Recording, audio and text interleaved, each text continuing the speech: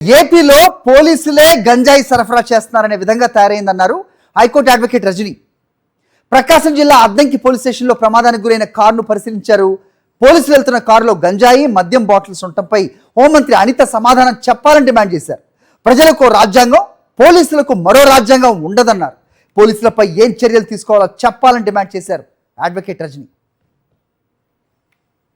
తప్పతాగి accident చేసినటువంటి ఇద్దరు ఎస్ఐల్ని అదే రకంగా నార్కో అనాలిసిస్ టెస్ట్ లాగా అలాంటివి చేస్తే దీన్ని ఎవరు సప్లై చేస్తున్నారో కూడా బయటకు వస్తుందేమండి. ఎన్డీపీఎస్ యాక్ట్ ప్రకారం వాళ్ళకి చట్టపరమైన శిక్షలు తీసుకుంటారా, అసలు వాళ్ళ ఉద్యోగం నుంచి రిమూవల్ చేస్తారా? ఇంత ఇన్సిడెంట్ జరిగినా గౌరవ డిఎస్పీ గారు కానీ ఎస్పీ గారు కానీ ప్రెస్ మీట్ పెట్టి ఇలా జరిగింది, దాంట్లో మా ఇద్దరు ఎస్ఐలు ఉన్నారు, వాళ్ళ మీద యాక్షన్ తీసుకున్నాము, వాళ్ళ ఏమాత్రం వదిలేదు లేదు, చట్టపరమైన చర్యలు వారి మీద తీసుకుంటామంటూ ఇంతవరకు ఒక ప్రెస్ మీట్ పెట్టకపోవడం కడు దౌర్భాగ్యకరం.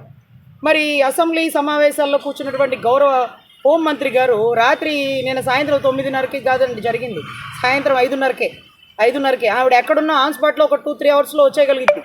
దీనికి ఆవిడే సమాధానం చెప్పాలా? అరే ఆవిడేంటండి ఆవిడ అడుగుతారండి అంటే, అరే గుద్దేసింది మీ పోలీసు వాళ్ళేనమ్మా, మీరు పోలీసుల తరపు న్యాయవాదులుగా పనిచేయాలి, ఇక్కడ మీ పోలీసులు తప్పు చేస్తారు మేము నిలదీస్తున్నాం. లేదు మా పోలీసులు తప్ప తాగలేదు, పావులనే తాగారు, ముప్పావులో తాగారు, క్వార్టర్ తాగారు, ఫుల్ తాగారు, మీరు చెప్పాలా? ఒళ్ళు కొవ్వెక్కి రోడ్డు మీద ఈరోజు డ్రగ్స్ తీసుకొస్తూ లేకపోతే గంజాయి సప్లై చేస్తుంది. గతంలో చెప్పాడు కొలిగిపూడి శ్రీనివాస్ గారు, ఎస్ఐ సమక్షంలోనే ఈ గంజాయి స్మగ్లింగ్ జరుగుతుందని చెప్పారు. ఉప్మాలో కరేపాకు తీసినట్టు తీసి పడేశారు.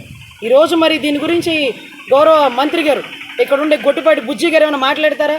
మీ పోలీసులను వెనకేసుకొచ్చేటటువంటి హోంమంత్రి గారు కూడా బాధ్యత వహించాలి. కాబట్టి ఆవిడ అసెంబ్లీ సమావేశాల్లో పాల్గొనే అధికారం కూడా లేదు. ఇంత ఇన్సిడెంట్లో స్టేట్ రెస్పాన్సిబిలిటీ ఉండాలి. మరిన్ని అప్డేట్స్ కోసం ఛానల్ను సబ్స్క్రైబ్ చేయండి. నోటిఫికేషన్స్ కోసం బెల్ ఐకాన్ పై క్లిక్ చేయండి.